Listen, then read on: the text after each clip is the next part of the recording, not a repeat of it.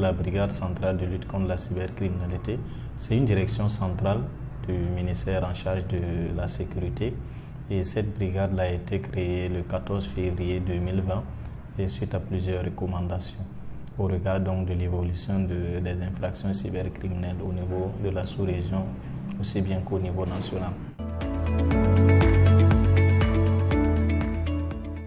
Le e-commerce, en termes simples, on pourrait entendre comme tout commerce qui se passe en ligne, c'est-à-dire lorsque vous partez sur les réseaux sociaux et que vous effectuez des ventes, faites des propositions de services ou d'articles, voilà, en vente, on parlera de e-commerce. Quand on parle de e-commerce, le cas le plus important que nous avions traité, c'est le groupe de jeunes qui faisaient donc le commerce des vêtements en ligne. On dira un peu plus d'habillement en ligne.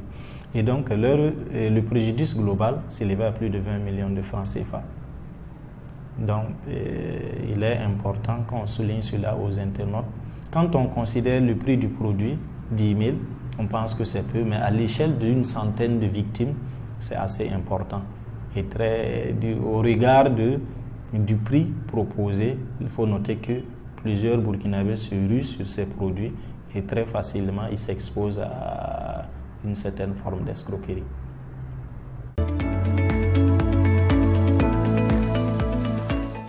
Nécessairement que la part contributive de cette forme d'arnaque est très importante au regard des statistiques que nous disposons. À titre illustratif, on peut retenir qu'au cours de l'année 2021, la brigade a enregistré plus de 2500 plaintes liées au phénomène de la cybercriminalité avec un préjudice qui se chiffre au-delà d'1 milliard de francs CFA. Et parmi ces infractions, le volet cyber-escroquerie se chiffre à plus de 1000 plaintes. Escroquerie uniquement. Et parmi ces cas d'escroquerie figure nécessairement l'escroquerie à travers le e-commerce qui enregistre un préjudice de plus de 850 millions au cours de l'année 2021.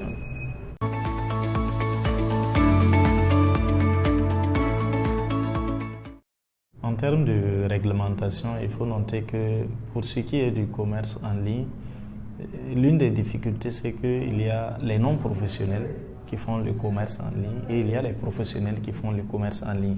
Si bien qu'au niveau réglementation, quand vous prenez la création d'une entreprise, s'il s'agit d'un site sérieux, par exemple, qui fait des offres de services ou de vente d'articles, vous verrez qu'ils ont obligation nécessairement de se déclarer.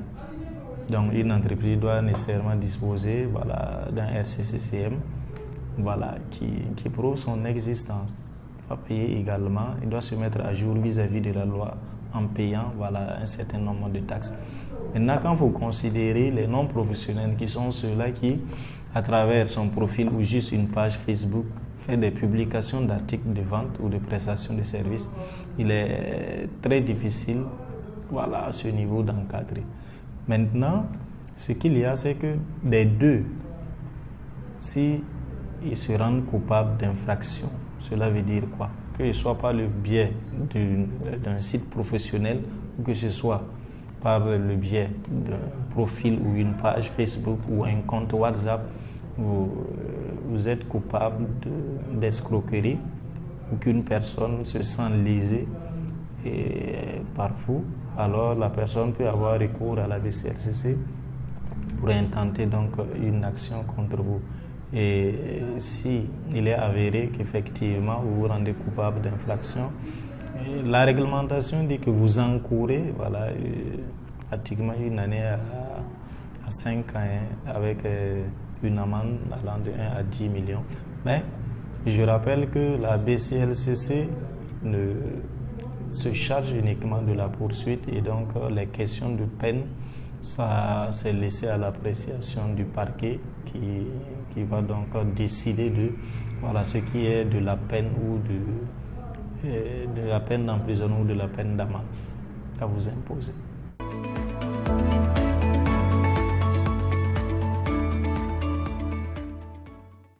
pour reconnaître une escroquerie, surtout en lien avec le commerce en ligne, cela dépend. S'il s'agit par exemple d'un site professionnel, voilà, sur lequel vous partez pour effectuer un achat, alors pour un bon site, très généralement, vous trouverez, il y a le volet et contactez-nous qui laisse les adresses donc, de ce site en question si toutefois il y a des difficultés. Et généralement, vous trouverez quand même un contact fixe avec bien d'autres contacts ou leur représentation. Il y a également l'avis au consommateur. L'avis au consommateur permet au consommateur de s'exprimer par rapport à certaines choses concernant l'entreprise. Et s'il s'agit d'un vrai site, nécessairement ces deux aspects doivent ressortir.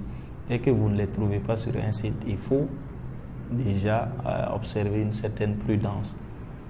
Maintenant, lorsque ça concerne les non-professionnels, je parle ici de ceux qui font des publications via leur profil Facebook, une page ou sinon voilà, un contact WhatsApp.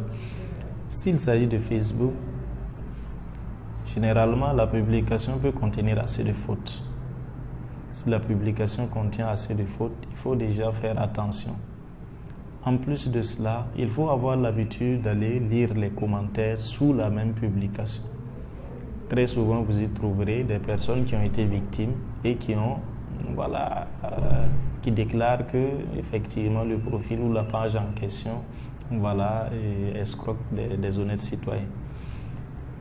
En plus de ces aspects, vous pourrez constater que lorsque vous les écrivez, ils ne répondent pas. Ou lorsque vous demandez leur localisation pour vous y rendre, très généralement, vous n'obtiendrez pas de réponse. Donc, voici quelques éléments qui pourront donc vous donner déjà l'alerte qu'il faille faire attention parce qu'il pourrait s'agir d'un faux profil ou d'une fausse page. Il faut noter que lorsque vous êtes victime, vous pouvez contacter la brigade. Et la brigade est déjà présente sur le réseau social Facebook avec une page qu'elle anime fréquemment. À travers votre barre de recherche, à partir de votre compte Facebook, vous pouvez tout juste taper @PCLCC et vous verrez notre page.